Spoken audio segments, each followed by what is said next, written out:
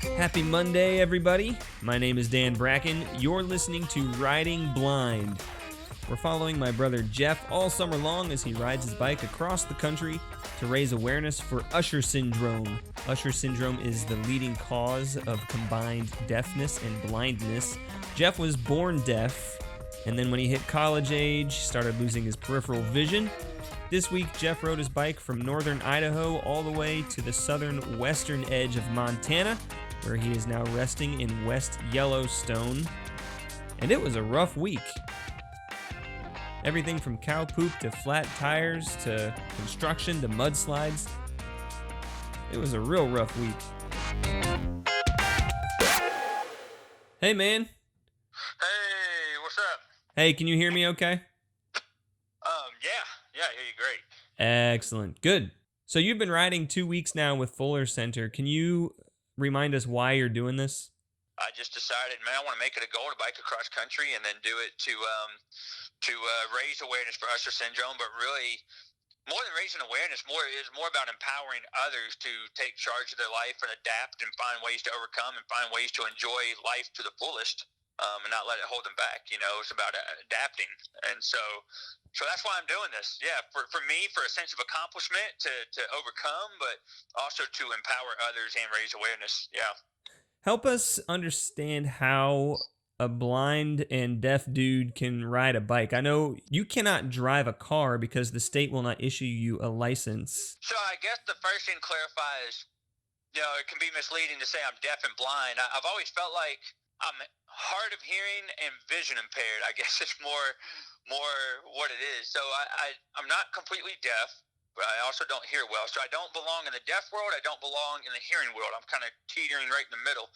And then I'm not completely blind, but I also definitely can't see normal. So I'm like, I belong in neither world there. I'm just like teetering through this middle, teetering this. Yeah, I don't belong in either world. I'm like in this own little world. When you're driving, you're dealing with multiple lanes of traffic. You're dealing with intersections and you're dealing with changing lanes. All those involve quite a bit of peripheral vision. Would you agree? Definitely. That is why I can't drive. It's too much of a risk. And, part of Usher syndrome is night blindness comes first. And I actually had some car accidents in college, and a couple of them happened at night. Like, I thought I was turning into a parking lot, but I actually popped right up on a curb, and because I thought I was entering the driveway to the parking lot, but I didn't. I just popped right up on the curb and popped the tire. Another time, I thought I was turning onto a road, leaving a farm. We were doing some fishing with some college friends. It was late at night, and I turned and actually drove straight into a ditch. So there's that night blindness factor, but then also that peripheral vision during the day. And so, but with biking, when I'm biking on back country roads, right? Is one lane. It's not. I don't really need the peripheral vision. But on this trip, we've had to ride through some towns, and so I try to just be with someone when that happens. There's maybe been once where I wasn't, and I just went through very slowly. Just in the intersections, just really kind of roll up, really look, check my surroundings, things like that. I know it's still kind of hard for people to wrap their mind around it, but. Yeah, man, that's great. I mean, that paints a helpful picture, I think. So you started in Seattle, Washington 2 weeks ago. First segment ended in Kellogg, Idaho, and you've been traveling from Kellogg to West Yellowstone, kind of in the southern western tip of Montana, which is where you're resting now. Is that right? That's right. Yeah, so this was a really hard week. This was a very not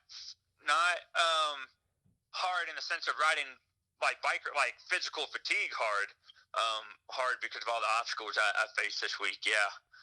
You mentioned you did hit a lot of physical and emotional obstacles this week. Why don't you start with some of the physical? Yeah, and none of them are Usher syndrome related. Yeah, 2 days ago was extremely difficult. We started off the ride.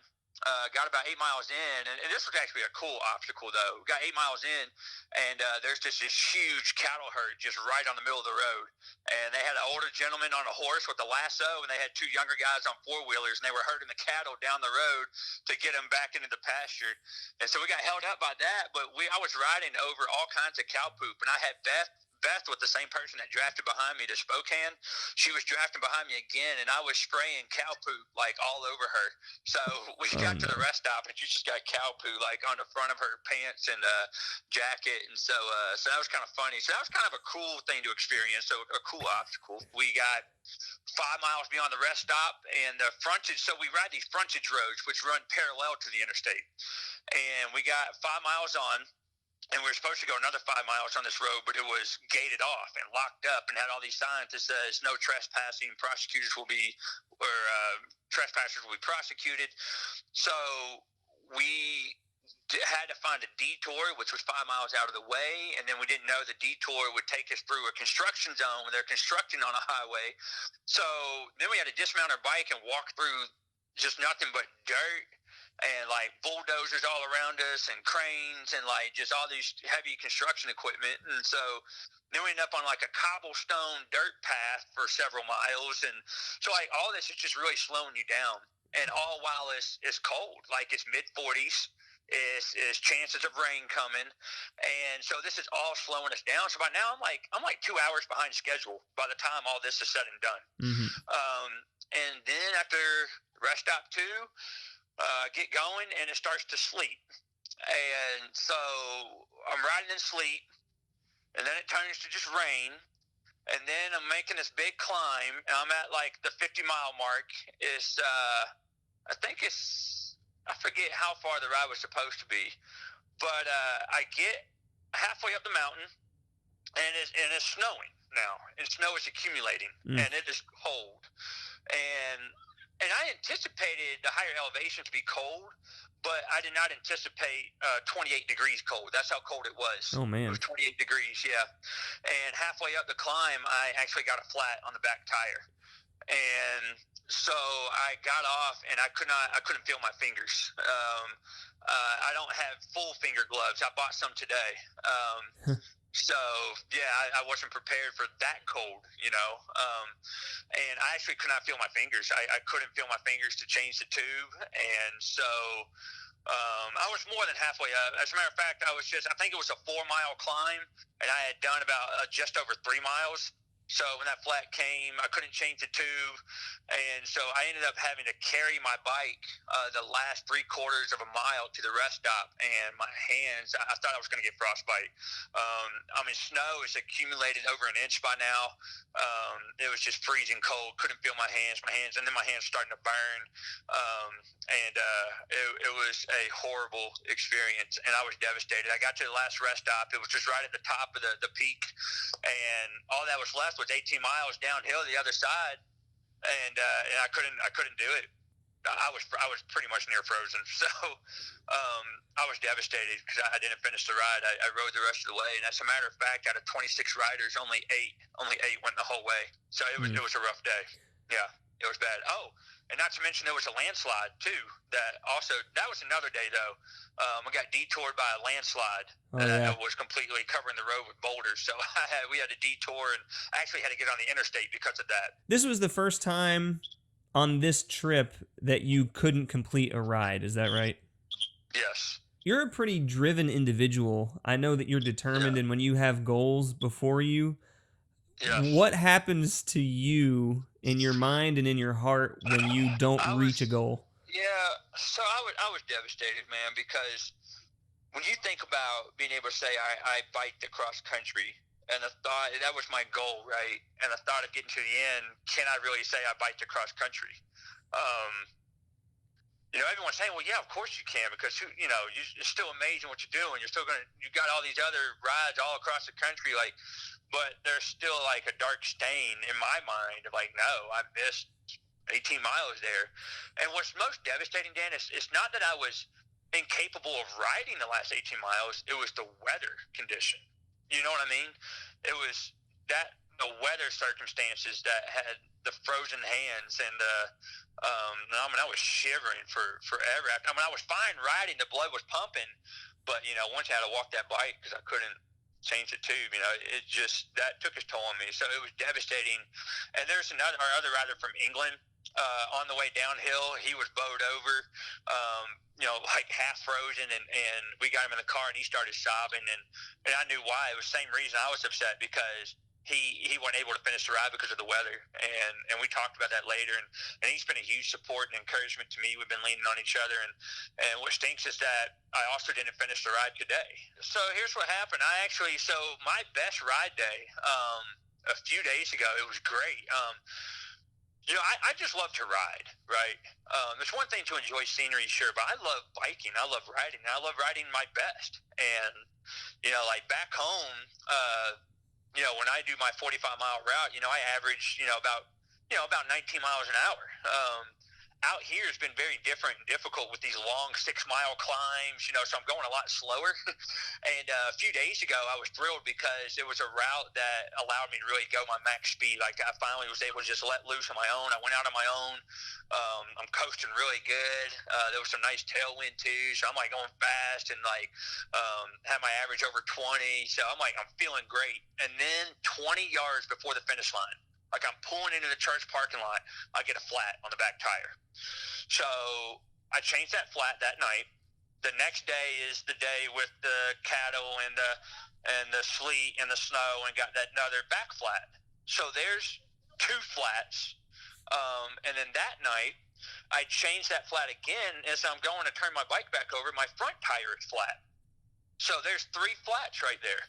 And I'm pulling things out. And you're supposed to run your fingers on the inside of the tire, make sure nothing's still there that will keep causing punctures, right? One thing that's cool about riding with experienced riders, you learn tricks. So one trick is to get a cotton ball and run it on the inside. And that way, even the smallest thing will snag the cotton. And so, I ran it through 3 times, was certain I got everything. And so then the next day, I got another flat. Jeez. So there's 4 flats. So I got another flat the next day. It was beautiful riding, was great for 20-something miles, got a flat on a climb. Jeez. So now that's 4 flats in 3 days. But I changed the tube out, finished that ride. And then today was low 40s. It was raining. So it was cold and raining. And I got another flat on the front.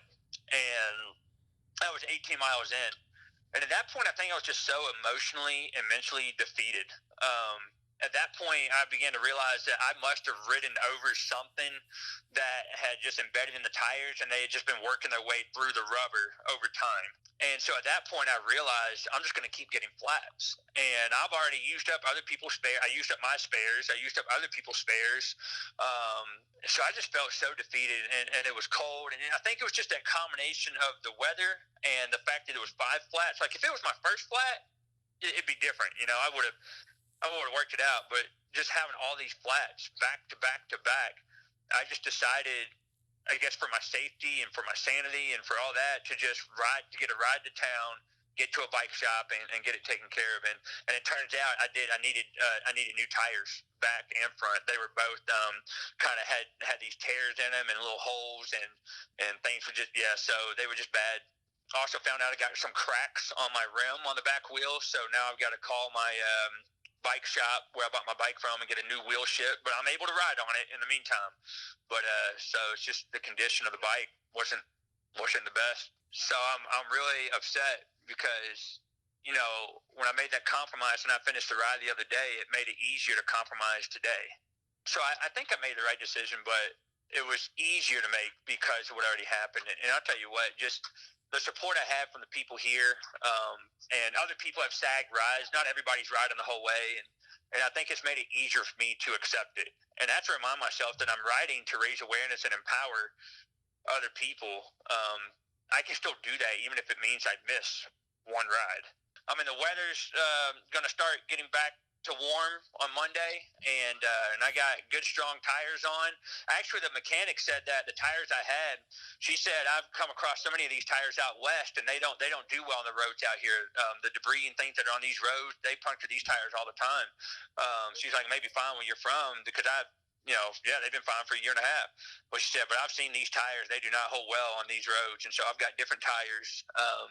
So I'm looking forward now to being able to ride and keep my spirits up, and I'll just come back in a couple years or something. I'll just I'll just ride that segment, and then I can say I did it all. Jeff, you're a Christian, and I'm betting that your faith plays a big role in getting you back on your feet after you feel defeated, because God's process is not our process, right? When you are defeated, how do you pick yourself back up? Honestly, it really challenged my faith, and I'm gonna be honest. I don't think it was my faith that brought me back up. It was the faith of the people in my group. Some of the believers that I'm surrounded with just speaking so much encouragement into me, and understanding and sympathy. I mean, I've had a little bit of everything. I've had words of encouragement. I've had sympathy. I've had challenges, and I think it's their faith that, so it's relationship and community. And this is why it's important to be in a community of believers, to be involved in a church, a Bible study, community group. You got to lean on the people and the relationships to get you through that, because I think on my own, I would just, I don't know if I wouldn't call it quits, but I would be moping and depressed. There is no limitation that can't be overcome when you're with a group. Yeah. Did you have any usher moments?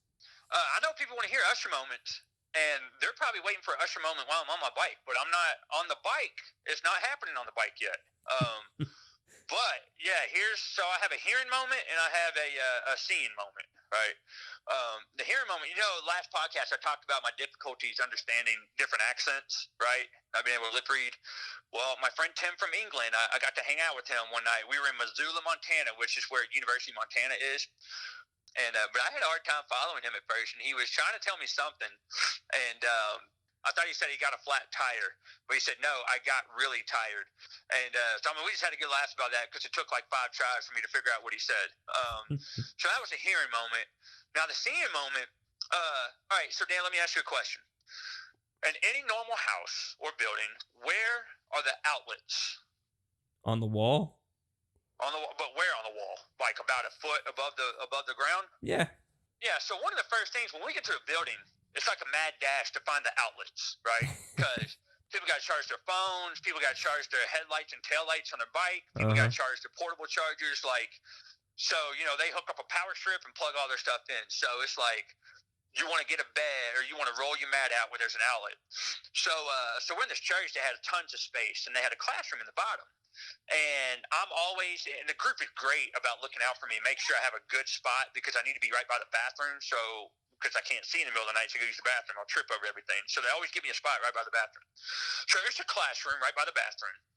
And so I go in, and I'm looking around the wall for the outlet. Cannot find the outlets. All right. And last week I talked about learning how to accept help and how to advocate for myself.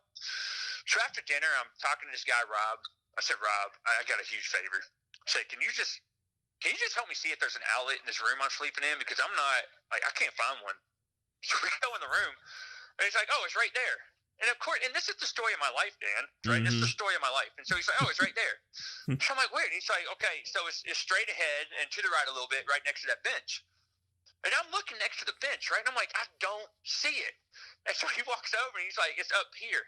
So the outlets, I guess because it was in the basement, it wasn't a foot above the floor. It was maybe 2 feet above the floor. So where I'm looking down at the bottom of the wall, right, where I look is that tunnel, and it's just outside my tunnel. And so I scanned the whole room where outlets should be, and I'm not kidding you, I spent probably about 10 minutes looking for an outlet in that room on my own. And then the same thing happened in the building I'm staying in again today. Same thing. Cindy was like, there's an outlet right next to the table. And she's like, keep going straight, turn right a little bit. And I'm like, I don't see where it is. And it was up higher.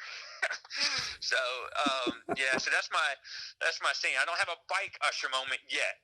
Well, I'm guessing probably the most dangerous place to have an usher moment is on your bike. So let's hope that doesn't happen.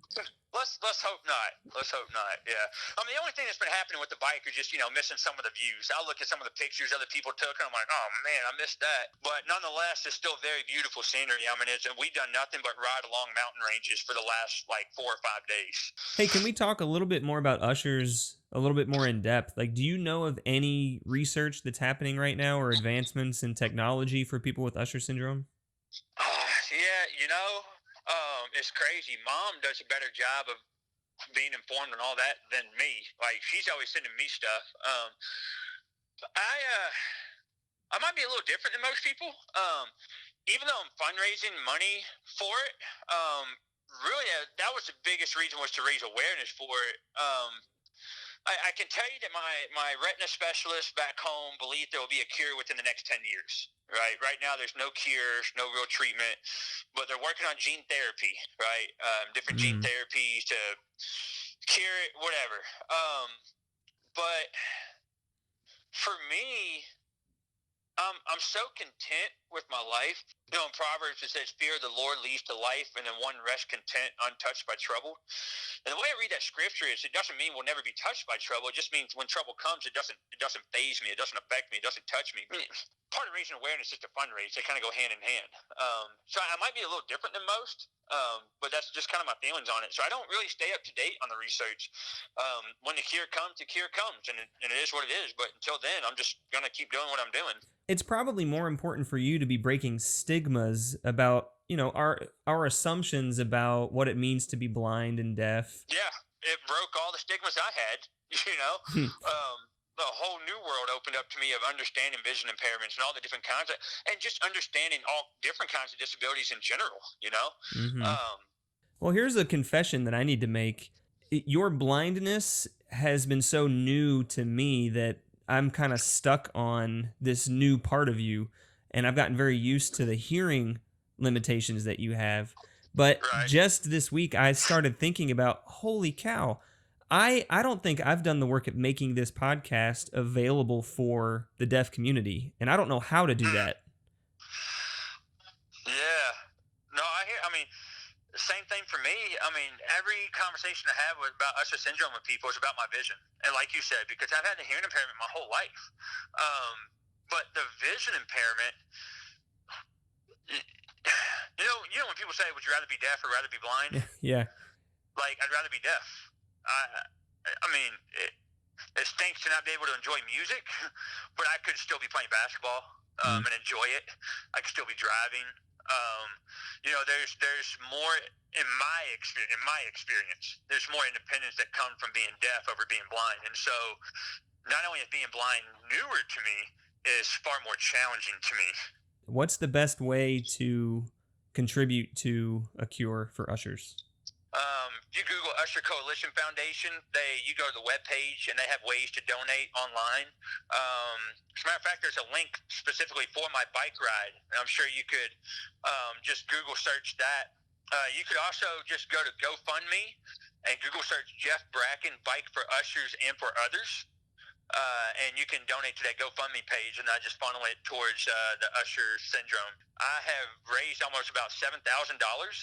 So $4,500 has gone to Fuller Center, and then $2,400 has gone to the Usher Syndrome Coalition. And so, thanks to all the donors who have given, people have been so generous. Awesome.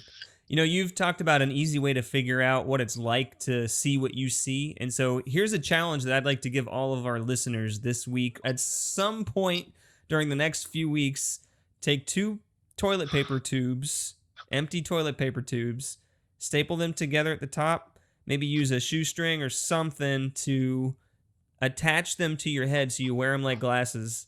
Wear them for an hour or more. Maybe you want to wear them for a whole day. Who knows? But wear them for a little bit. You'll start to get the sense of limitation that Jeff is facing on a daily basis, which makes this ride, this trip across the country, and Jeff's attitude about it all the more amazing and encouraging and inspiring. So try that this week. Maybe stick a cotton ball in your ears, too. There you go. Yeah, wear earplugs. Yeah. Don't make yourself completely deaf, but just kind of stuff it enough to where it muffles the sound, I guess. Here are some questions from Facebook that people want to know from you. How are you sleeping?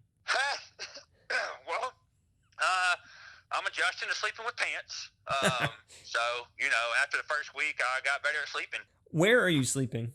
Basement of churches, gyms of churches, fellowship halls, sanctuaries, just wherever they'll have designated spots where we can just plop our stuff and sleep. Speaking of stuff, how are you carrying all your stuff? Yeah, so we have support vehicles. and one of the support vehicles carries a trailer. So so everybody has a duffel bag, and maybe like a sleeping bag, and then maybe like one other bag, like a small, like a toiletry bag or something like that. How many people are a part of the party? I think there's 35 total. 26 are riders. Then we have the 9 support teams. Support teams are the ones who are doing the support vehicles, the pictures and videos and things like that. Your favorite view so far? Oh man! So this past week, it was one of the hardest rides. The first 35 miles was riding into 18-mile-an-hour headwinds. It was so hard. And then after that 35 miles of just straight 18-mile-an-hour headwind the whole way, we shifted course, shifted direction, and went on to what's called the Coeur d'Alene Trail. And the Coeur d'Alene Trail is the longest continuous bike trail west of the Mississippi. It's 71 miles long, and it's a rails to trails conversion. And Dan, I'm riding through the forest, and all of a sudden it opens up to this beautiful lake, mountain range in the background, and then the rest, 50 miles, you were just riding basically a lake on both sides of you, and you're riding right through the middle. There was a bridge that went over the lake, and it was a cool, it was incredible. Hey, okay, last question. Who's your favorite brother? I knew that question was coming. Because Matt had the audacity to even post that question, I'm going to say you. Although I said Matt's the one that said Happy Father's Day first, and then I said he was the favorite brother, but you're doing the podcast, so you know. Speaking about Matt, I put a poll up on Facebook today about what topics should I talk to Jeff about for this week's episode. And he texted me afterwards and said he really, really, really, really wanted to put on the poll talking about your butt cramp. But he was really afraid of Mom. Well, Mom sent me a video and said, Jeff, it would be nice if you just not talk about that in this podcast. And maybe there needs to be one podcast where I don't give too much information. Right, Julie Webb? That's my librarian who's always telling me I'm giving too much information. I know. But, there is something beautiful in your authenticity. You said you live with contentment. And I think that that's a really important quality to have when you are tackling limitation or obstacles, to be honest with yourself, right? You have always had a sense of humor, and it's no coincidence that you don't have a hard time talking about things below the belt, but it is what it is, right? Yeah, it is what it is. I mean, it's just like the Serenity Prayer you brought up last week. I mean, I'm content. I mean, there's a whole debate about, Christian faith and healing and this and that. But trust me when I tell you, I have a relationship with Jesus, and I have life and life abundantly. I don't know what it is. I have no desire to be healed. Because of what I've gone through, it has been nothing but a testimony and an inspiration to other people. At least that's what they tell me. So if I didn't have this, then what story am I speaking into the lives of those who do have a disability and are not believers? I don't know. We could go in circles talking about that, but I just know that I know my story, and that's my story. That's right, and it's a good one. All right, man. Yeah. Hey, Jeff, thanks, and enjoy this week's ride. Thanks, Dan. Love you, bro. Love you, too. This week, Jeff will be riding from West Yellowstone all the way to Salt Lake City, Utah. If you're in Utah, Jeff will be speaking at Liberty Park on June 27th, this Thursday evening at 5 p.m. It's hosted by the Deaf Blind Advocacy Group of Utah. Make sure to check that out. There was no build day this weekend. The next Fuller Center build day is Friday in Salt Lake City. And this will be the first ride where Jeff will be losing altitude the entire way. So hopefully after the week he had last week, this will be a nice cruise right into Salt Lake City.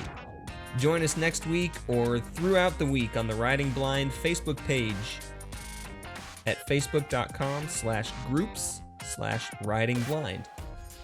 And remember, You can be free to live the life you want, regardless of limitation. For more information on Usher syndrome, simply visit usher-syndrome.org. To learn more about Jeff's trip, visit fullercenterbikeadventure.org. Thanks to Ginghamsburg Church for loaning the gear to make this possible. We'll do this again next week. Thanks for listening to Riding Blind. I'm your host, Dan Bracken.